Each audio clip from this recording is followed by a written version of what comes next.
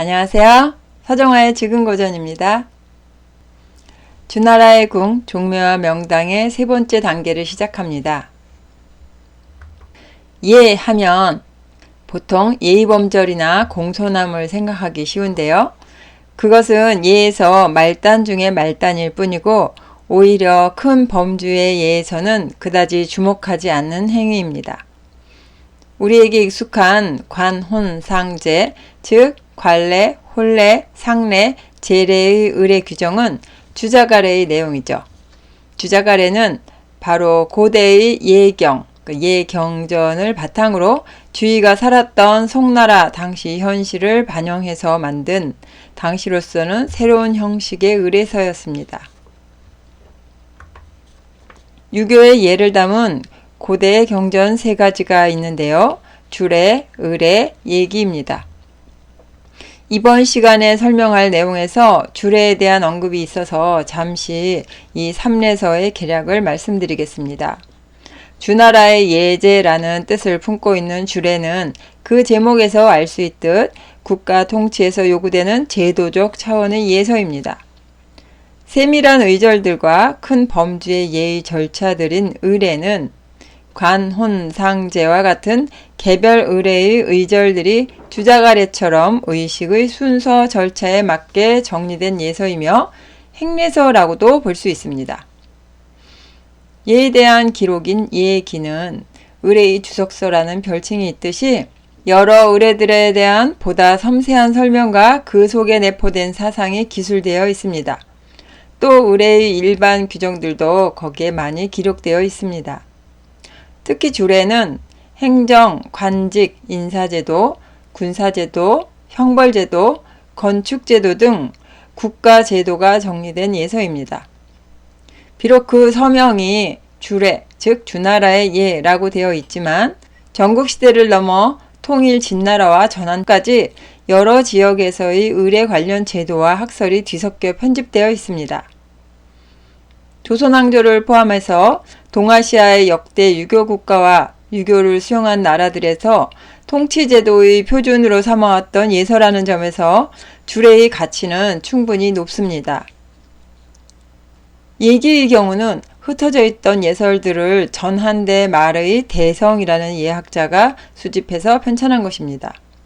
그의 숙부가 되는 대덕의 대대례기에 상대해서 대성의 예기를 소대례기라고도 부릅니다. 이렇듯 삼례서 중에서 그 편찬자가 분명한 것은 예기 하나뿐입니다.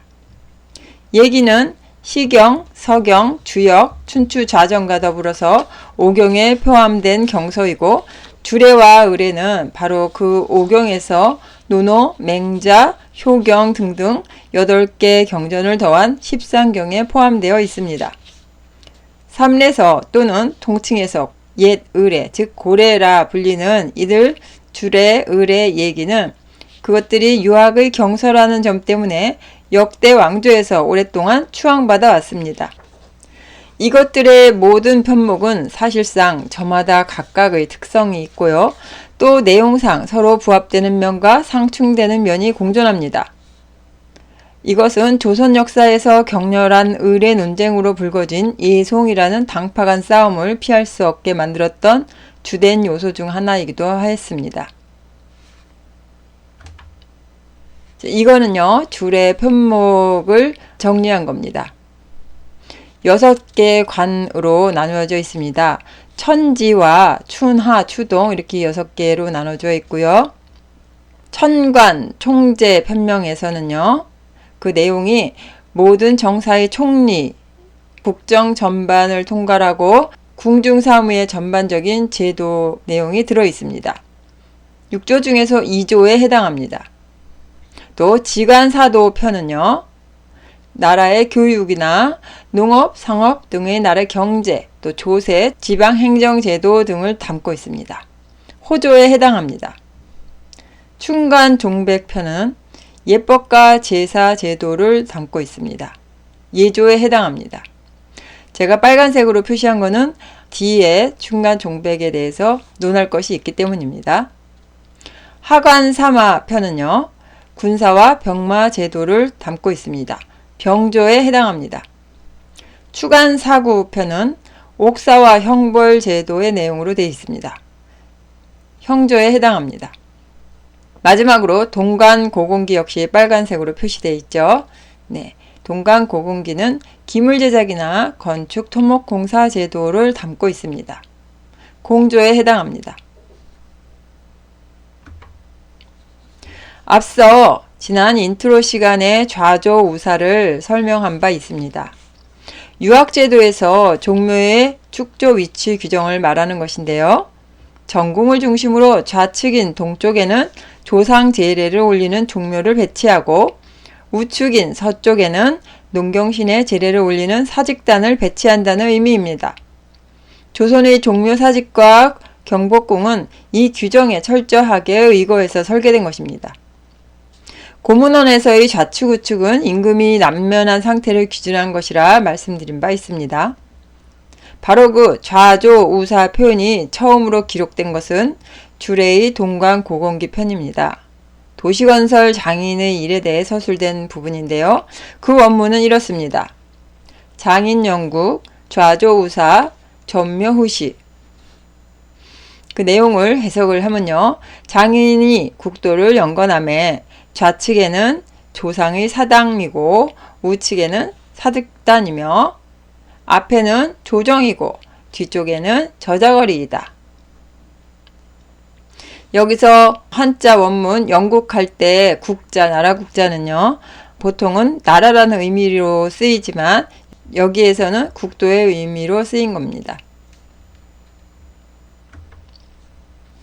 그런데 한편 충간종백 편에서도 동간고공기의 좌조우사와 유사한 문구가 보입니다.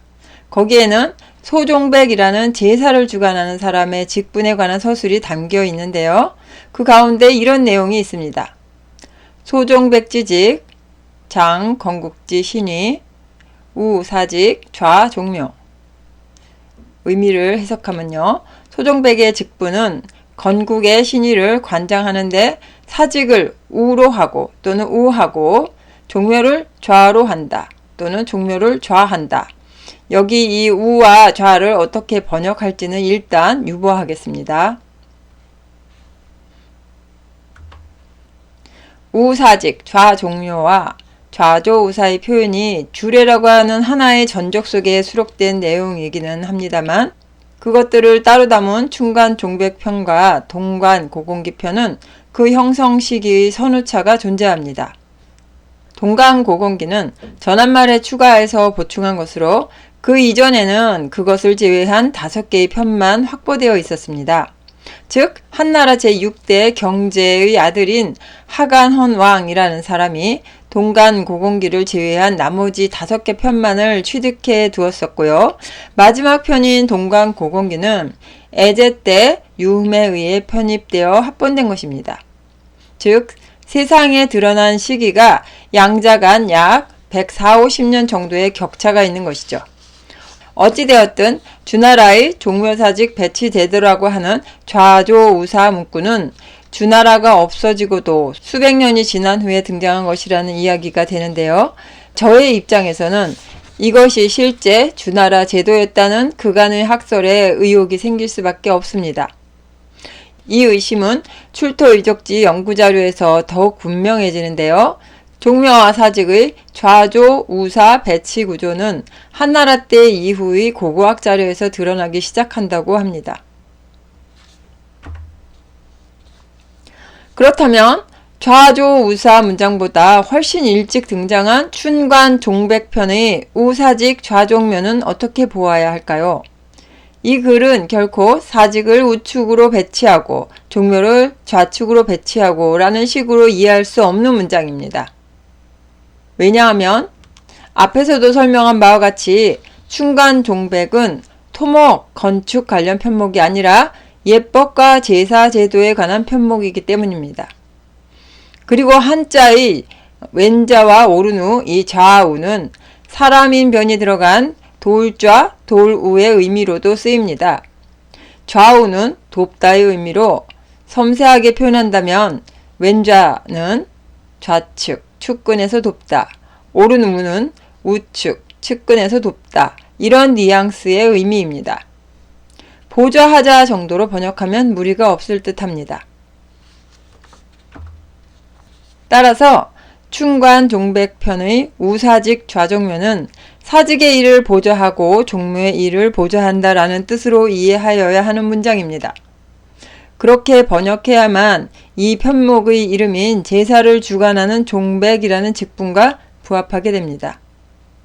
그렇지만 우사직 좌종묘 그것이 종묘사직의 배치관계로 해석되고 그보다 나중에 출현한 동강고공기에서 그것들이 좌우 배치 건설에 대한 이야기가 등장한 것은 전한 말기에 왕망구묘에서 볼 수 있듯 당시 중국에서 만연된 음양오행설과 시령설 등의 영향으로 종묘와 사직을 좌측과 우측으로 배열하는 것이 이미 관념화되고 제도화되었기 때문입니다.